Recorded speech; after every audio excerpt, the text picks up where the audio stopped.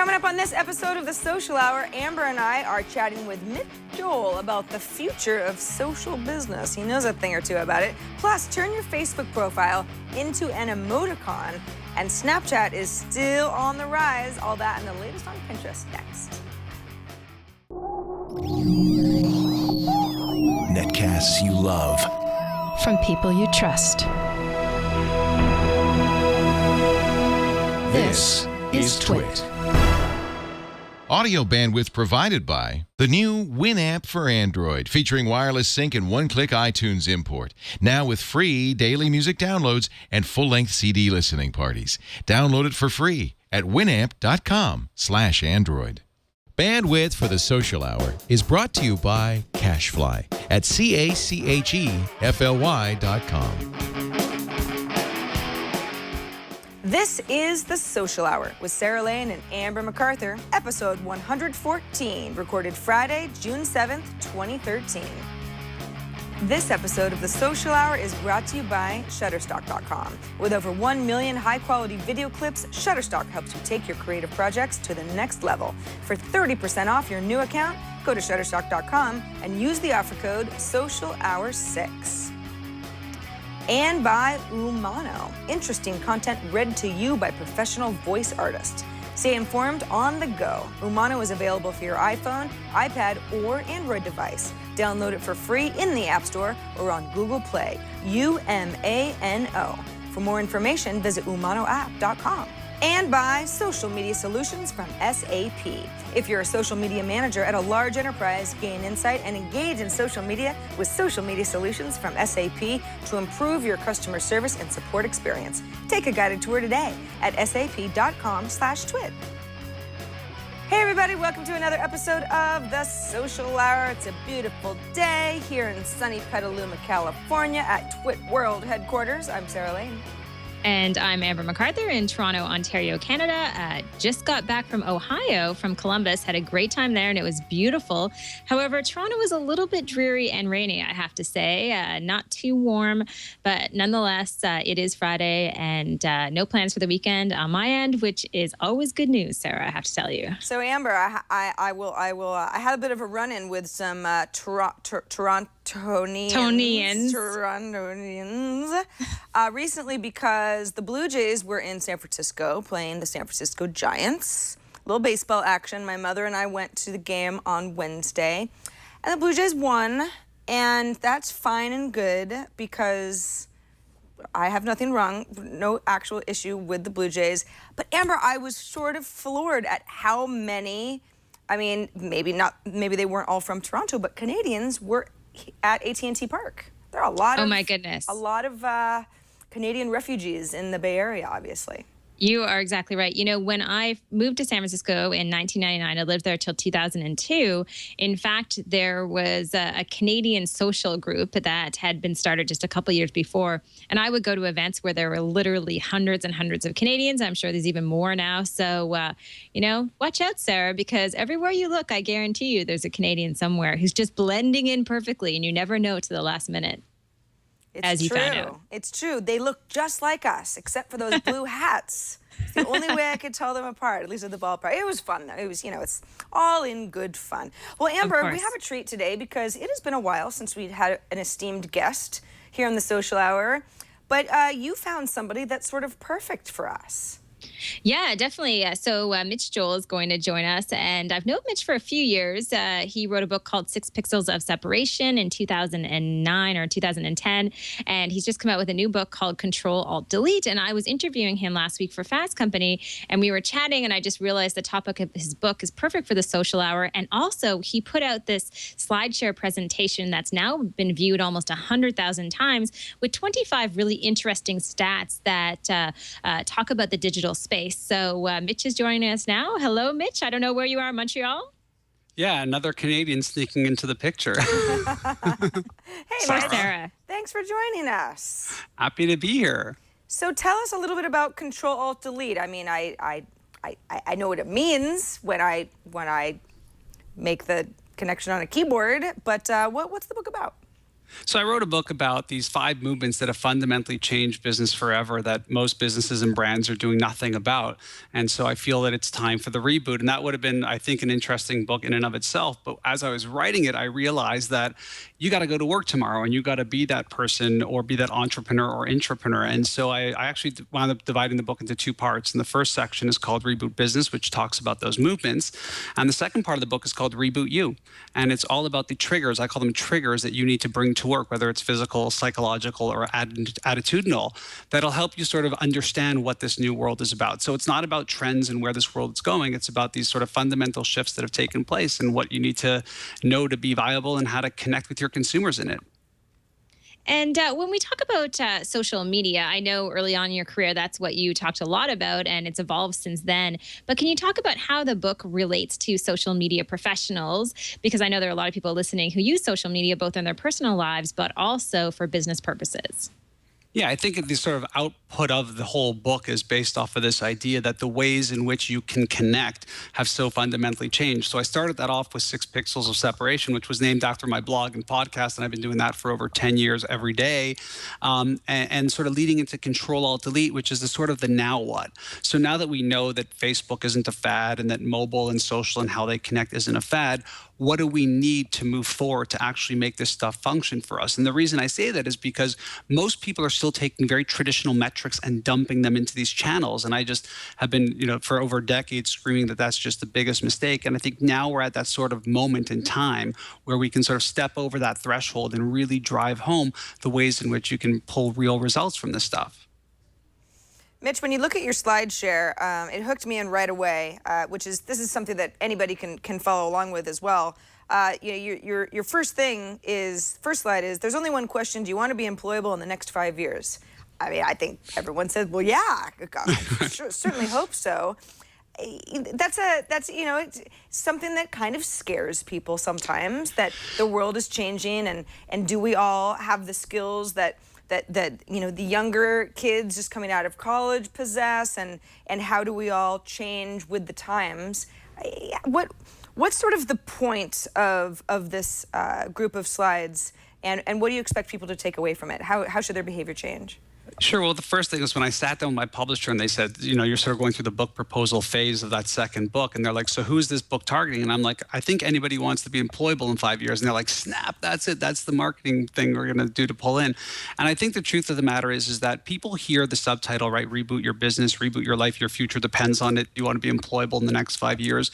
And I think you can see it as an anxious, provocative way. But actually, if I were to sort of sum up what it's all about, it's about opportunity. I mean, never before can you have a world with a Marco Arment in it. He leaves Tumblr, starts Instapaper, builds this thing out of his New York apartment, becomes a multi-million-dollar platform that people use. He sells it. Nobody even knows what this thing was worth because he self-funded the whole thing. And I look at those instances and I smell opportunity. I think it's probably the most exciting time ever to be in business. And I think what people tend to do is they tend to be stuck in their dogma a little bit, and they're not really thinking about where this is, not where it's going, but where it is. And what I wanted to do with the slide share, and actually I should take it a step back. Control Alt Delete book.com is really the sort of parallax scrolling crazy experience. And I was looking at that thinking the data points in there could probably be pulled out and put into just a simple slide share. And of course, irony of irony, that one little hour to just do that turned the slide share part into this crazy 100,000 view thing. I mean, the parallax site that you're showing right now still is very cool and people like it. And what I was just trying to do is have people understand that there are changes that have already taken place. These aren't sort of gambles you have to make in terms of, I'm not sure if this is going to happen. And I do think that people who are thinking differently about their jobs and careers should feel a bit of comfort in this. Technology is really easy to use. All this sort of stuff, it's here. And I want people to be really encouraged by it. And in the slides, slide 12 in particular, that's one that really hit home for me, because I know that you touch on the mobile experience. And I know when it comes to social media and the mobile experience, I think sometimes people forget about that experience. They forget how many people are using mobile devices. This stat in particular, Facebook has nearly half of its 150 million daily visits from mobile. Do you have any advice on how people who are professionals in the digital world, and that's a lot of our listeners and viewers, how they can learn more about the mobile mobile space? And what is the key message there as far as understanding the change that's happening? So my whole thing is, I run this digital marketing agency called Twist Image, and we've got 2 offices, 100+ employees. We work with really big brands. And when we're sitting down, the big thing that I'm hearing from a lot of people is this idea of the 3-screen world. Like, how do we build for the web? How do we build for mobile? How do we build for iPods? How do we build on and on? And I think it's the wrong perspective. I think we are in a world now where I call it the 1-screen world, and it's a big chunk of the new book too, where the only screen that matters is the screen that's in front of me. And what I'm trying to get people to understand in that experience is that we have a world right now, believe it or not, like if you like that Facebook stat, I'll give you the bigger mind-blowing stat, which is there are more people who have mobile subscriptions in the world than have access to safe drinking water and who have access to electricity. And so this isn't one of those things where I believe it's a trend and it's going to go away. I mean, this is here and it's foundational. And so when I speak to people who are in the social world, what I say to them typically is just remember that even if it's YouTube, the way in which we watch YouTube has so fundamentally changed in the past few short years. Why? I could be watching it right now on my MacBook Air. I could be watching it on my Apple TV. That's a totally different experience. Or I could be watching on the train to work on my iPhone.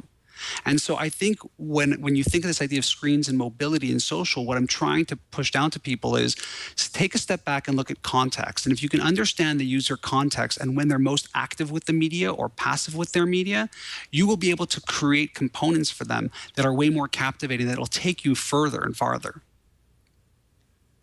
You know, it's interesting. There's a lot of talk about Zynga right now, obviously the gaming platform, and how Zynga seems to have not necessarily entirely missed the boat, but really their timing was bad because so many gamers, casual gamers, have flocked to the mobile experience when Zynga was primarily a web platform, had a lot of success, and recently went through a huge round of layoffs earlier this week.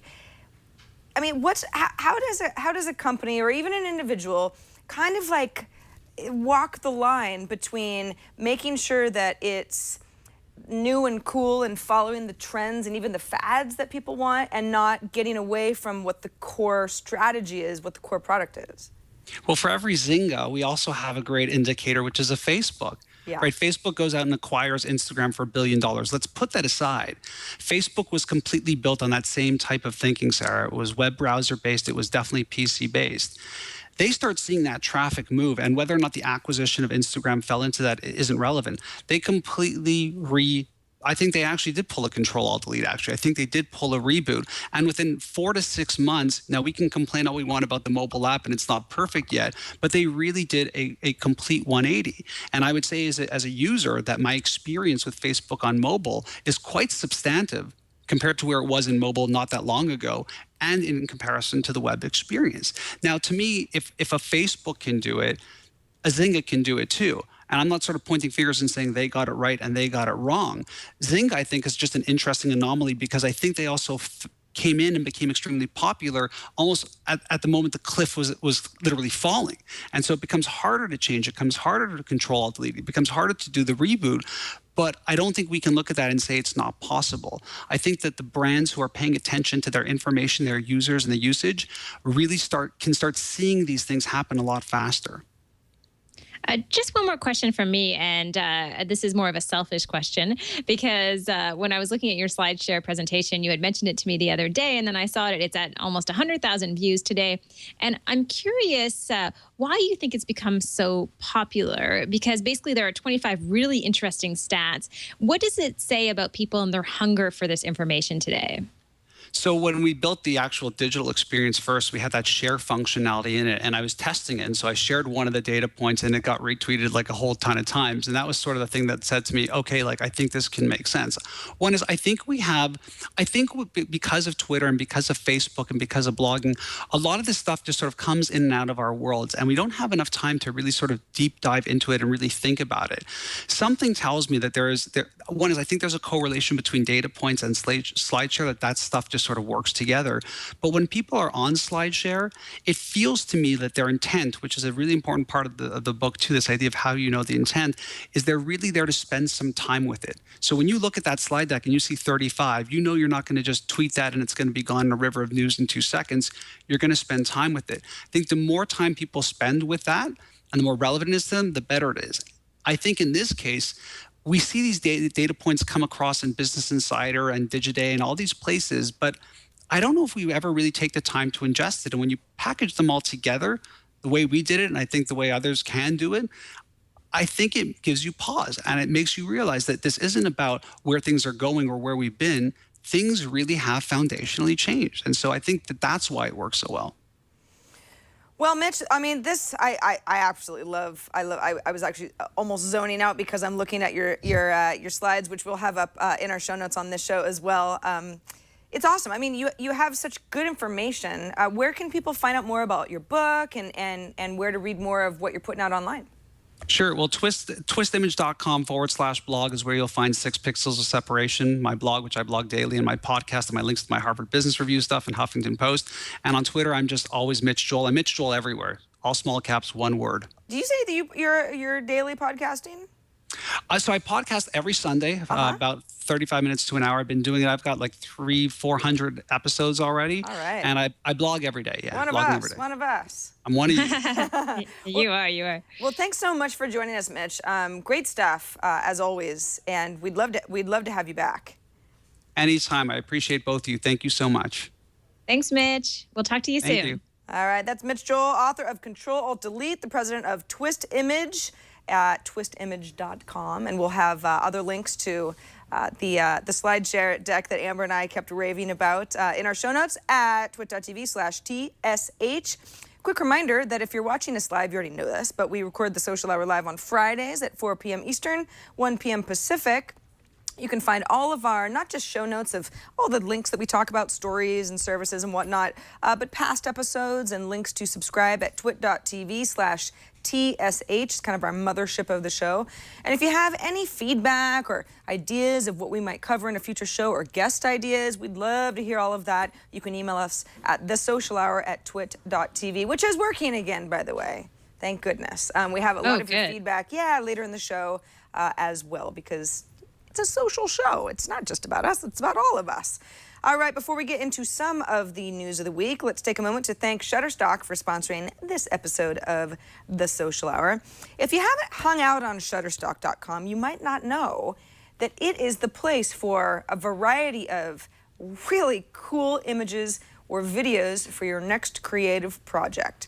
So this might be a website or some sort of a publication. Maybe you're putting together an advertisement, a video of some kind, any type of project where you need media like this. You can choose from over 1 million high-quality stock video clips. Think about how many that is. 1 million. 2D or 3D animation, motion graphics. They have clips in a variety of formats. Most of them come in HD, so you're sure to find not only what you're looking for, but the quality you're looking for as well.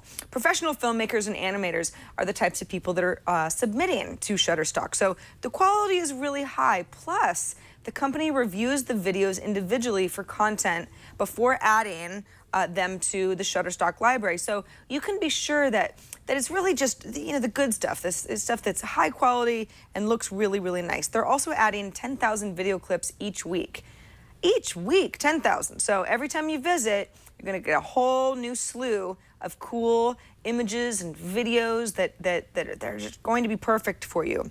Plus, if you're just looking for something, I don't know, you've searched for some sort of a term like cats, right? It's like, well, you see a little video of an adorable little kitten. Oh my gosh, I want him so badly. But maybe you're kind of, oh my gosh, oh, okay, that's just cruel, Brian. Brian is showing me the cutest thing. Okay, all right. Back on track, Sarah, back on track. So what's neat about that is maybe you're like, wow, that's adorable, but I am doing a documentary about lions, so that's a little bit more of what I'm looking for. You have sophisticated search tools, so you can search by category or resolution quality. You can save video assets to a clip box. So if you're like, this is the lion, I think this is our lion, boy, that lion looks really mean, it's gonna be perfect, then people you might be collaborating with on a video project can access that clip at any time from wherever they are. You can share amongst yourselves. They have a huge image library of photos, vectors, icons, infographic templates for all your creative needs. Shutterstock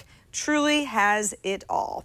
You can try Shutterstock today. You can sign up for a free account. You don't need a credit card. There's nothing you have to do except start an account and start using Shutterstock to help imagine what that next project might look like with all this cool stuff. You don't have to shoot it yourself. You don't have to go to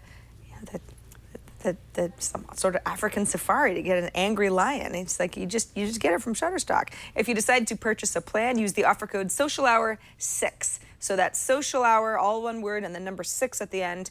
And new accounts will receive 30% off any new package. That's Shutterstock.com. And for 30% off new accounts, use the offer code SocialHour6 when you check out. And thanks to them for sponsoring this episode of the Social Hour. All right, Amber. Well, so last week, gosh, was it last week that Vine came to Android? Or was it this week? No, it was recently. I think it was last week, Sarah, like maybe a week and a half ago at this point. All right, so Vine has come to Android, and that's significant, obviously, because there are so many Android users out there. And I've been sort of watching with mild amusement at some of my Android friends be really interested in using Vine. And, oh, cool, this is really neat. How does this all work? And I'm still trying to find reasons to use it regularly. But what's interesting is Vine has some competition from the founders of YouTube. Chad Hurley and Steve Chen have put together the TechCrunch article calls a Vine clone that's an Asian clone. The app is called Wanpai, W-A-N-P-A-I. If you go to wanpaiapp.com, there's it's a website that's it's in Chinese, so I can't read it. But it apparently is a lot like Vine, but aimed squarely at an Asian market. Now, Amber, I'm not exactly sure what Vine's numbers look like worldwide, but until recently it was just on iOS, and now it's on iOS and Android. What do you think about this? Is this sort of the folks who have seen how YouTube grows and spreads globally saying, you know what Vine hasn't tapped into is a market that we can get before they get there? I guess I'm surprised that it's them who have done it. However, I don't think we should be surprised that there is a clone of Vine. I mean, if you remember to the early Groupon days, how many companies were copying the Groupon model exactly in many cases. So not a big surprise to see successes in this part of the world then get copied in other parts of the world. I think it's just the creators. It's just the fact that they're the ones who are behind it. Based on this article, at one point, I think it said they took the video offline, although I know that we were showing it here during the live show. But I guess it's the step-by-step instructions as far as creating your Vine in this version.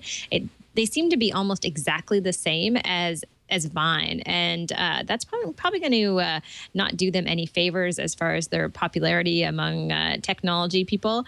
So a bit surprised, especially since I think the last time we talked about them, at least I think with Chad, we had talked about him potentially coming out with another new service that had nothing to do with this.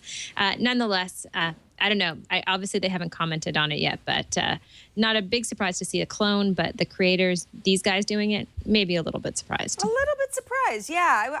I would tend to agree with you, especially since you think of YouTube as, not that it was the first site that you could share videos to, but it was certainly one that changed the face of video on the internet forever. And this is truly a Vine clone. I mean, I don't know what else how else you would, what other conclusion you could draw, but that they've said, all right, let's just build something that's basically the same. And we see that all the time, but it is interesting to see it from such web pioneers. Yeah, exactly. So I'm sure at some point they're going to come out with a statement commenting on this. They seem, they're fairly high profile. So I can't see them really just kind of, hiding out. I think they'll come out and say something and maybe explain the reason behind this. But they obviously see that as a huge market as it is. So who knows what will happen next with them, but we'll keep an eye on it. And Sarah, to move on to another social network, Facebook in particular, I just found this on Mashable. And it's a kind of a neat thing. It's a social tip that allows you to turn your turn Facebook profile pics into emoticons. So the idea being that if you are using Messenger, for example, on Facebook, and you want to have someone's profile picture in there instead of actually writing out their name, you can do the same thing with brands. This step-by-step slideshow shows you how to do it. And when we get a little bit further in the slideshow on Mashable to slide 5, that's when it explains you simply copy the name of the person in the URL of their page on Facebook or their account on Facebook or the proper name of the brand on Facebook. You copy that and then you put it in double brackets while you are chatting with someone, and then a profile picture will appear. I don't know if I'm going to go to all this effort, but some people may think it's kind of fun, and I could see how teens would absolutely love this.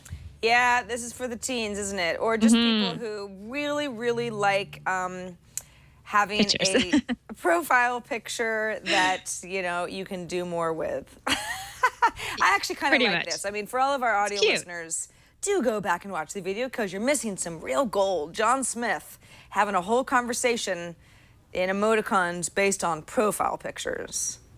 I think it's cute. I mean, I think it more than anything, it almost speaks to the way that people are communicating these days and how important images are in that process. So I could see people taking advantage of this and using it now and again just for fun.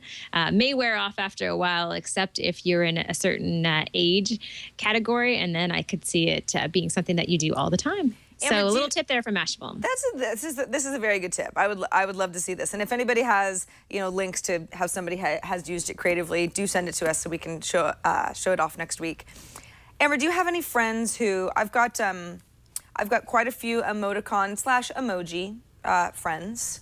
What I mean is enthusiasts, where they like to try to string together in a complete sentence and send it to me, or text it, or send it via Path or whatever. And then you're kind of supposed to like figure out what it all means. And sometimes I feel that it's pretty obvious, and sometimes I don't. It's like the new image-based lingo. Yeah, I can't say I have anyone who's necessarily done that. I mean, I've seen some of that through messages that maybe aren't, or share with me that aren't from friends of mine. But I know exactly what you're talking about, but not something I run into all the time because I think it would drive me crazy, to be honest with you. Just trying to figure it out. I mean, at some point it becomes easier just to type letters, I think, perhaps. Oh, no. Yeah, the point is not that it's easier. It's just that it's more a mystery. Creative. Yes, and if I say, oh, I see what you're saying, you're going to fly to Vegas in 3 days to hang out with your brunette-haired friend, and then you might go swimming.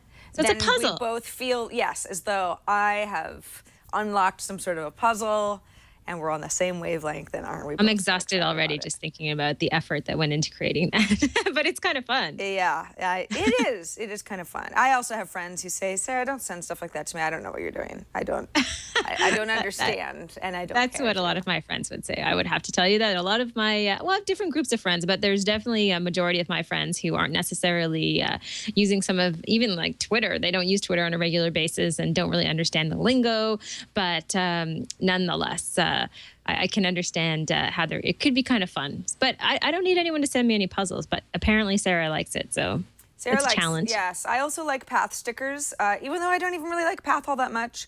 Most of my activity is buying Path stickers, which they're not free. And I was trying to explain the other day, because, okay, so, I mean, I can't really show you my Path stream because, of course, you know, private network and all, but one of the things that Path will do is if you buy a new sticker collection, which is funny because stickers aren't something that you can use in your main feed when you're making a public to your closed network of friends update. It's just for private messaging. But if you buy a sticker pack, that shows up in your feed to all of your friends.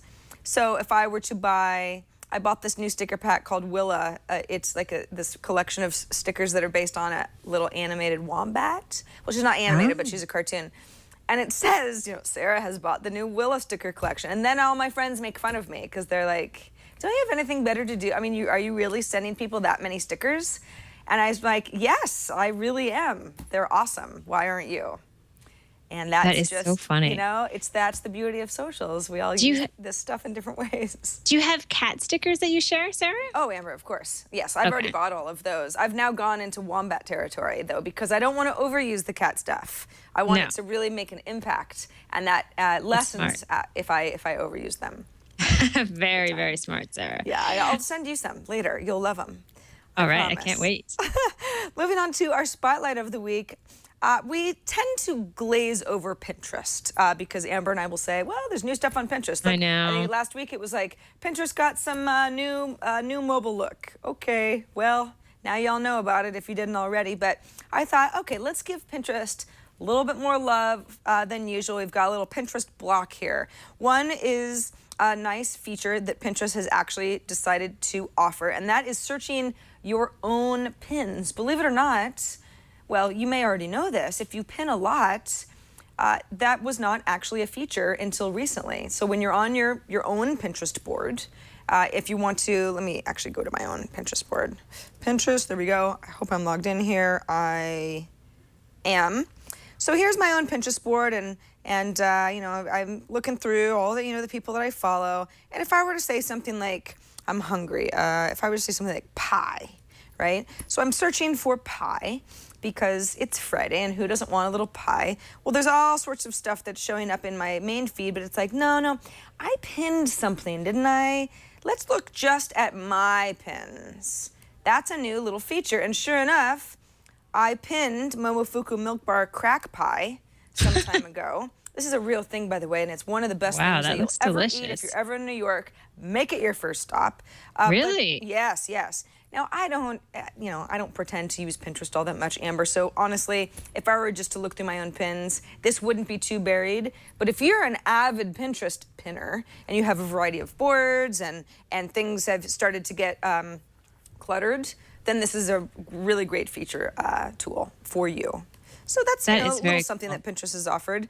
There's also a very interesting Wired article, and the headline is, "This is the perfect Pinterest picture according to science." Now you might say, I love this. That is the perfect Pinterest picture according to science.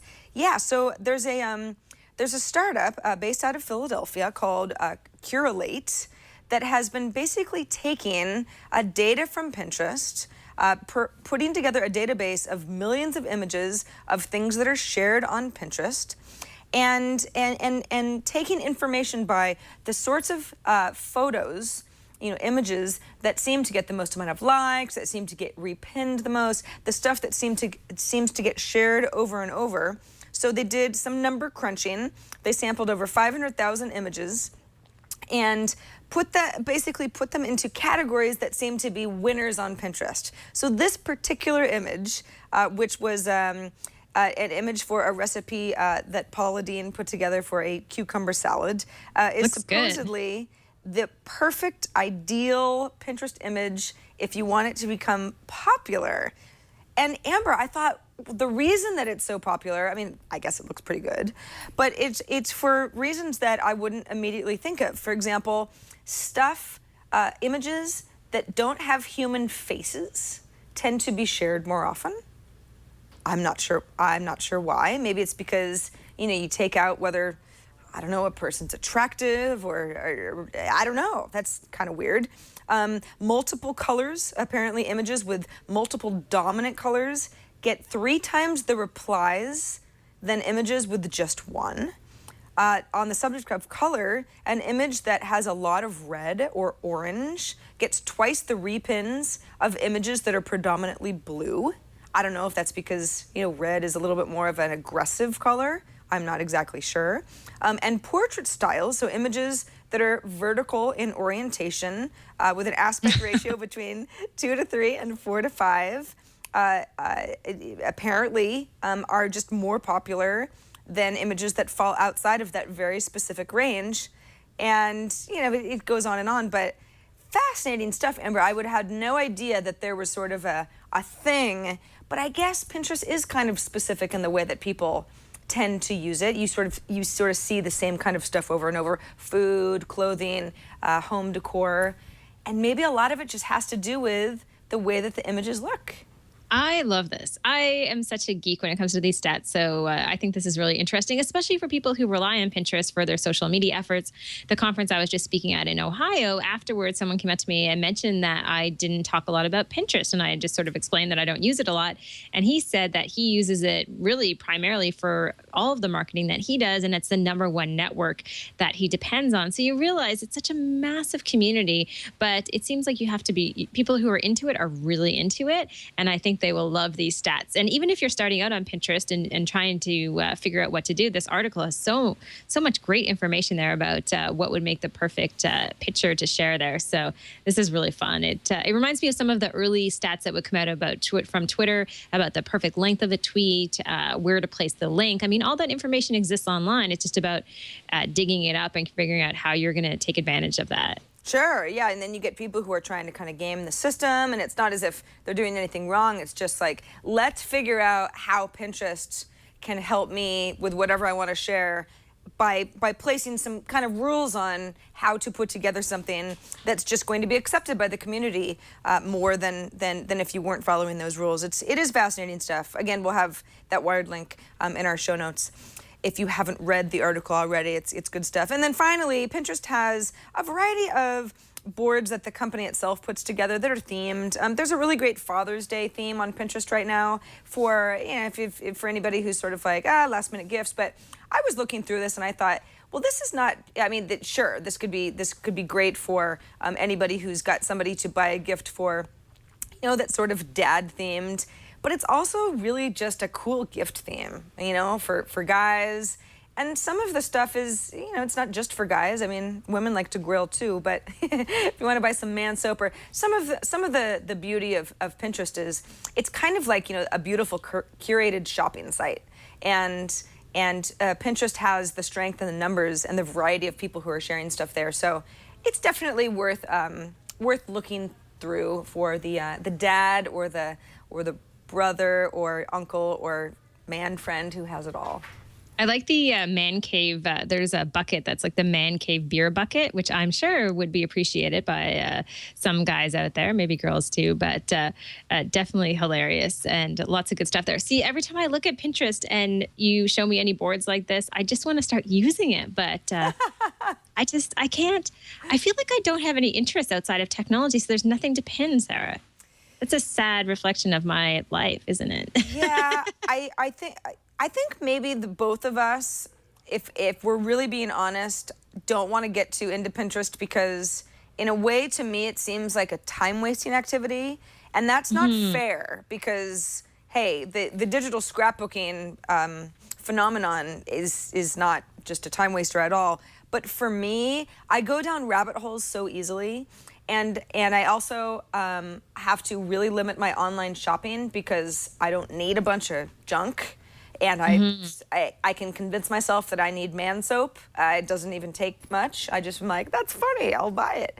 So I try to stay away from stuff that's going to end up being a huge time suck. And I know that Pinterest is that for me. So I think I stay off of it because I'm resisting some sort of Pinterest addiction that I'm just a hair away from right now. I think you're right. I mean, and I don't think this holds true for everyone who uses Pinterest at all, but there is that element of consumerism in the sense that there are so many things there that you could buy, you could go shopping for, or you have boards that inspire you to renovate your home, all of those things. And I think you're right. It's like if you go that direction, you start getting sucked in, it just means automatically you're going to spend money. Whereas on Twitter, I'm not really inspired to spend money. I'm just more inspired to read and share ideas, maybe, because I know it won't cost me a thing. So maybe we're just cheap, sir.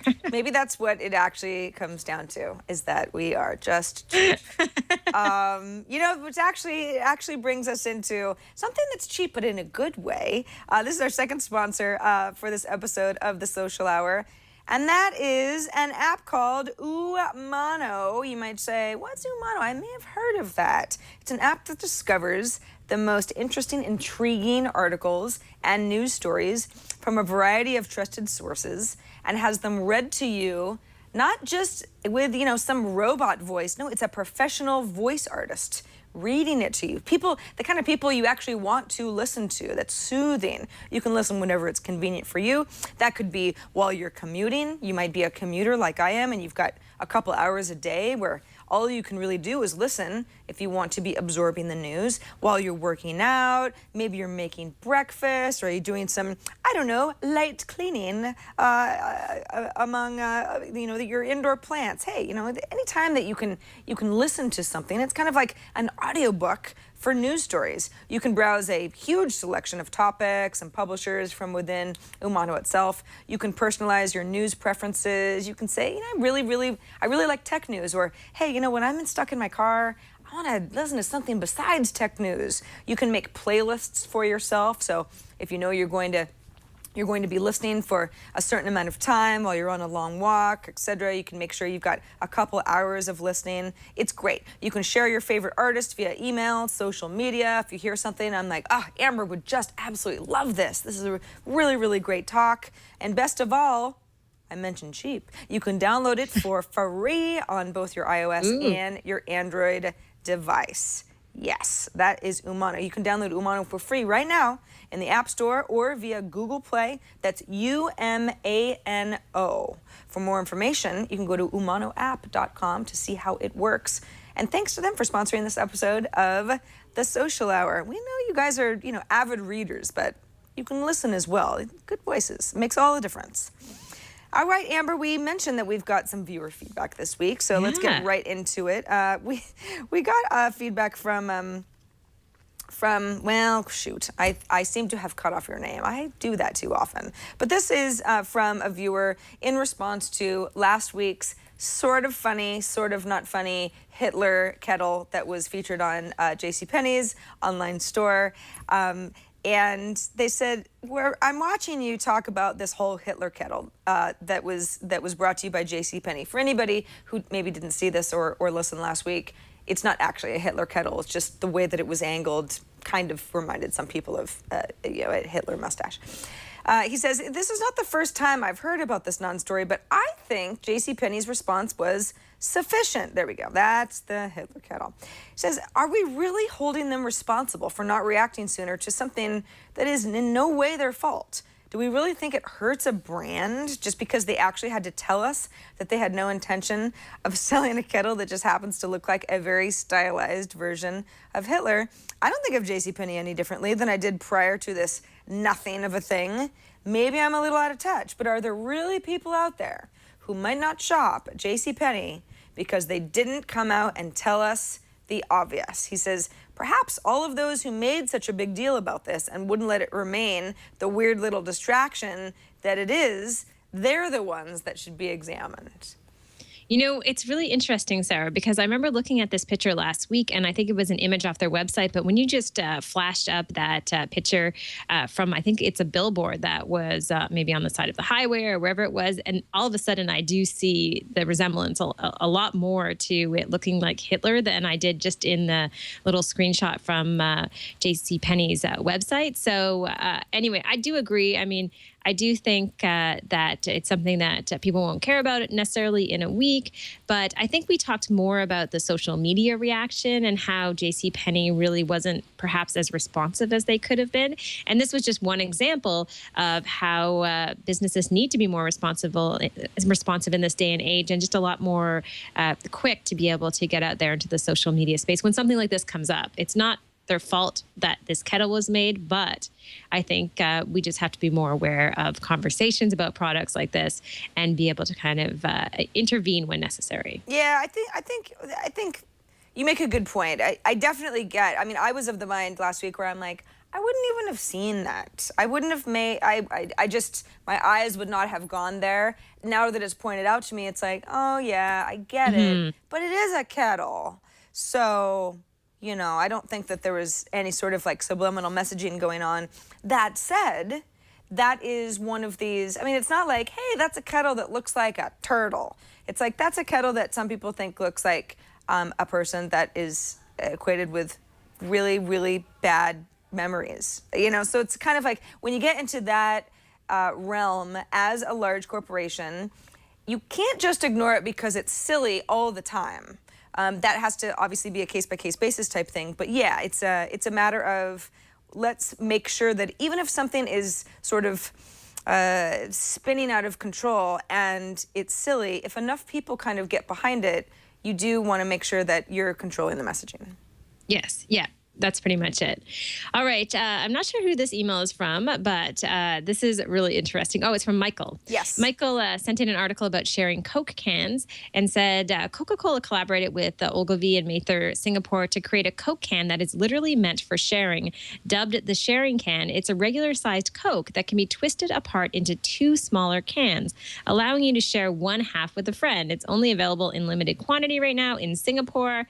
And I have to say, I do not drink Coca-Cola, but I think this is kind of cool. I mean, very innovative to be able to break apart the can and share it with someone else. And also less sugar for one individual, which is important too. Yeah, I think that's the only thing I like about it is that it's like, okay, so you've got a can of Coke. Okay.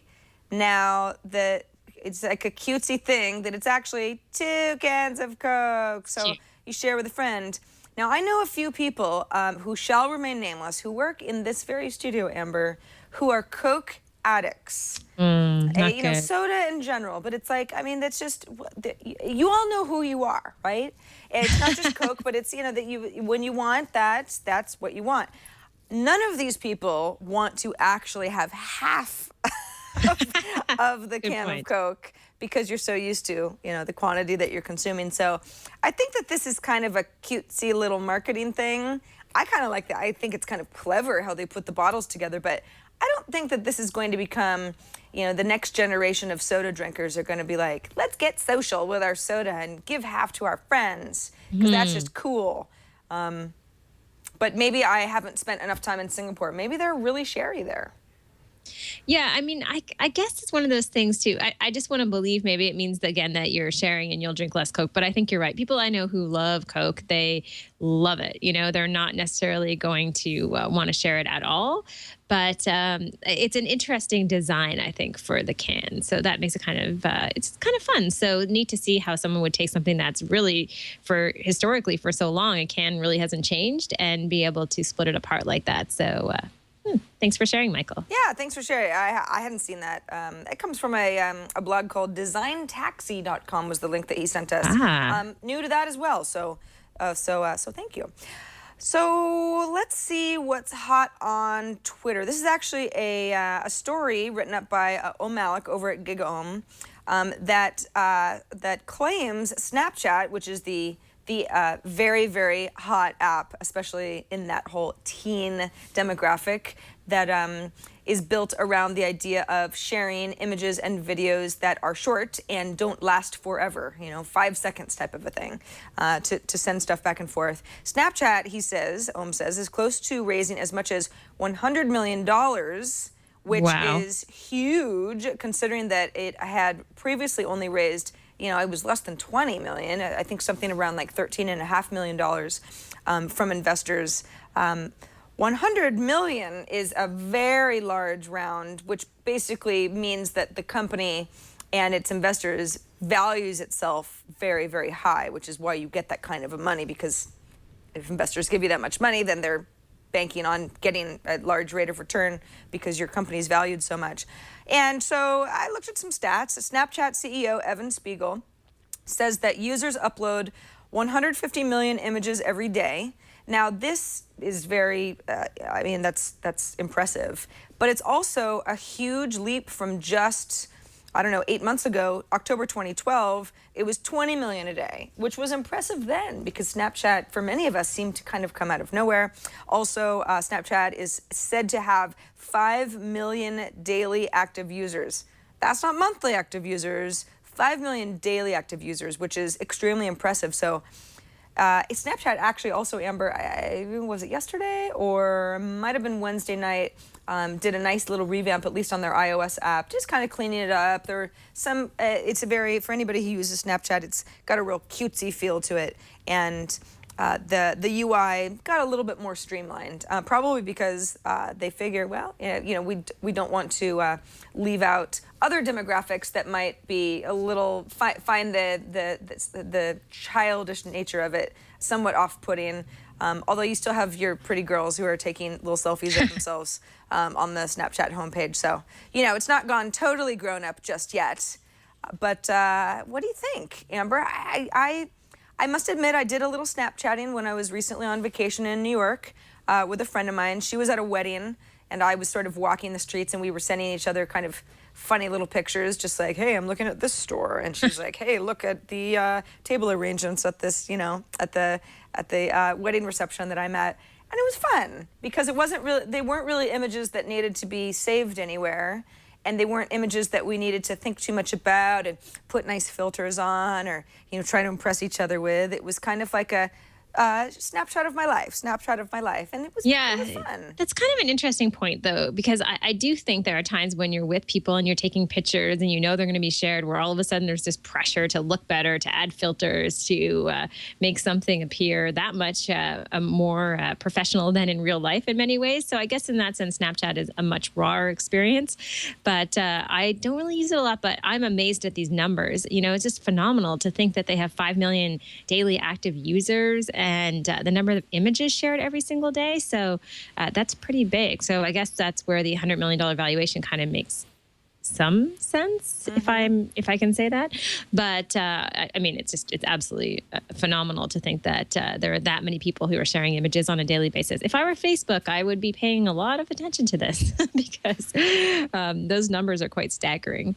Yeah, they really are. And Facebook has kind of got their own Snapchat clone functionality built in, but I'm not using that. And that certainly doesn't mean that nobody is, but I don't hear anybody talking about, not so much. Facebook Poke, where you can, poke people or send images that self-destruct after a few seconds.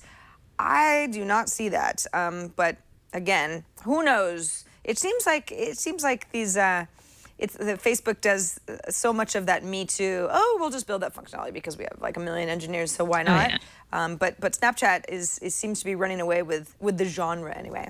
Definitely.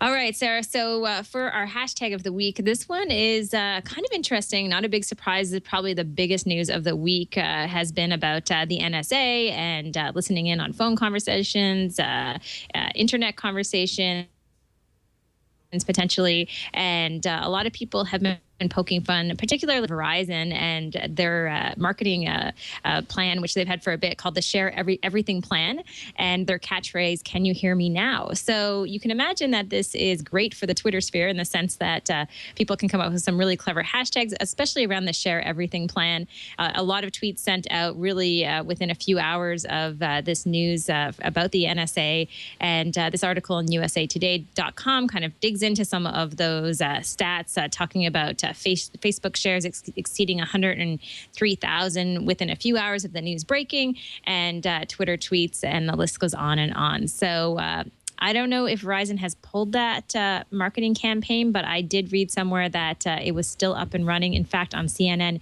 just after the news had broken. So I imagine by now they've stepped up and taken it off the air, hopefully. Oh, yeah. Unfortunate timing. Share everything. Tee-hee. Wow. Amber, I know that NSA jokes and Prism jokes are pretty done at this. I've seen them all over the last few days. And not that we want to get too into a conversation that has really been talked about in great detail, or at least it has on the Twit Network. We've been covered on TNT, and they covered on This Week in Law. But it is very interesting to see how quickly information has spread on social networks. I mean, I'm thinking of Twitter primarily, but just in general, I mean, that's what people are talking about. And publications, the New York Times, for example, are posting editorials.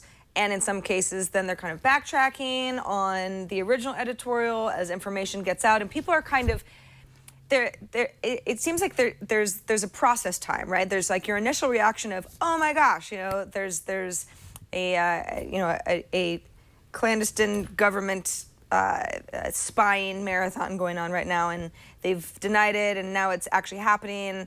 And oh my gosh, everybody panic. And then you kind of have the people who say, well, hold on a second. This is how I feel about this. Or what if you look at it from this angle? And you see it all kind of, it's almost like you see the brains working in real time on these social networks, and it's been somewhat fascinating. I've tried to stay out of it as much as possible, but I am absorbing what other people are saying. Yes.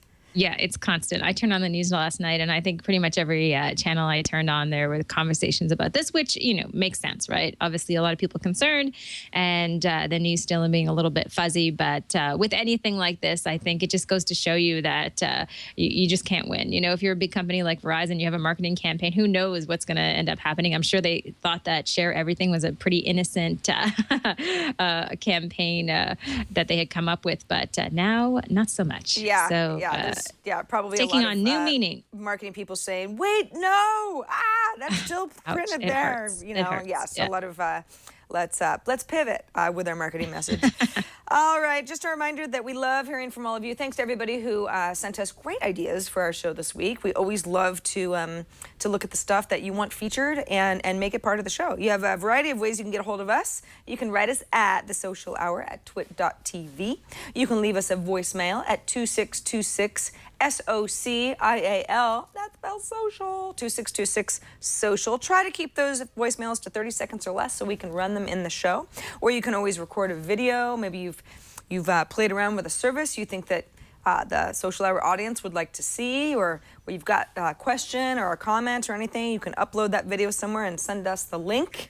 And we're getting now down to the wire this episode of the Social Hour. But before we get to Amber's Rad or Fad, let's quickly thank SAP. They're our third, but certainly not least, sponsor of the Social Hour. Social media solutions from SAP. It's something that we talk about pretty regularly on the show because it's such a good fit for so many of you who watch us each week and may be working in the social enterprise. You might work at a company that needs to use social media so that you can improve your customer service and support processes, of course.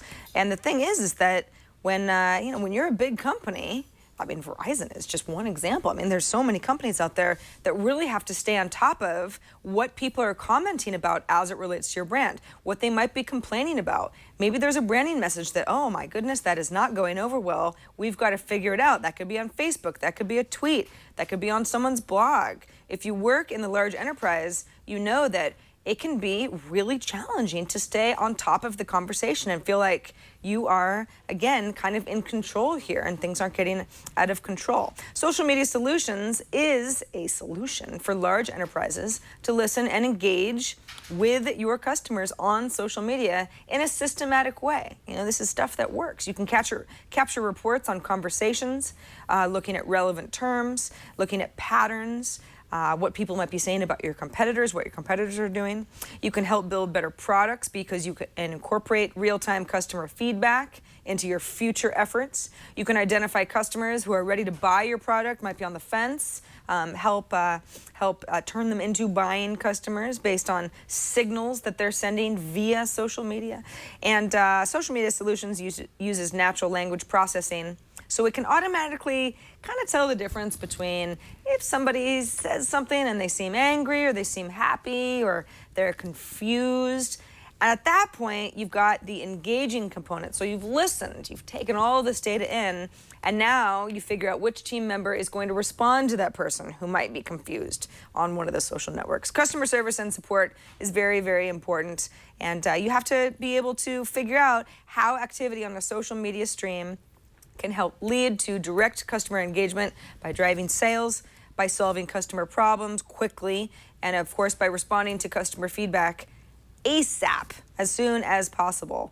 If somebody tweets a technical support problem, if somebody posts a negative review, one of your agents can rapidly remedy that problem because you've got it all coming in and it's going to the right people and it's very organized. Just makes sense.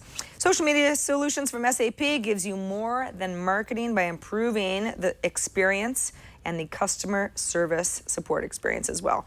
SAP.com/twit will help you learn a lot more about social media solutions and what SAP has as far as innovation efforts. Take a guided tour. In fact, you can see for yourself how Social Media Solutions from SAP works, and thanks to them for sponsoring our little show.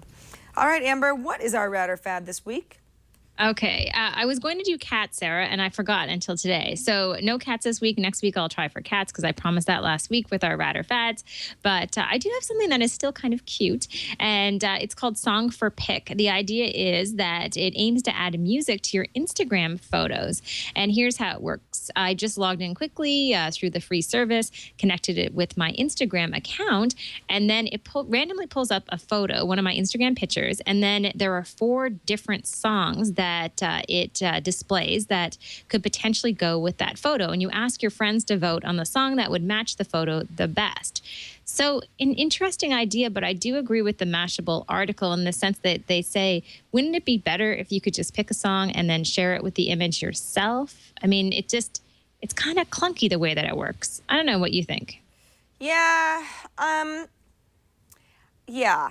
I think that I love the idea of because music has kind of this emotional quality, and when you put music and an image together, often it's more powerful, or it can evoke a memory or a good time or that sort of thing. So I think the idea is really cool, but there's a little bit of like a too much work aspect to it, I guess. Is as far as I'm concerned. It's like the game aspect of it is Instagram doesn't really work that way right now. People are sharing the images that they want to share. So yeah, I think if you were just in charge of the song yourself, that would probably catch on more easily. Yeah, I think you're right. So a little bit weird how they've set it up, but I think it is kind of cute. And I have to say that the service does work well once you sign in. Sometimes some of the new services that you try out, they really don't have a good experience from a design perspective. And I really thought this was quite seamless. But I don't think the end, like the output, is really that great as far as what they're striving for. The idea is interesting, but I think the execution is not so great. So they could maybe tweak it a little bit.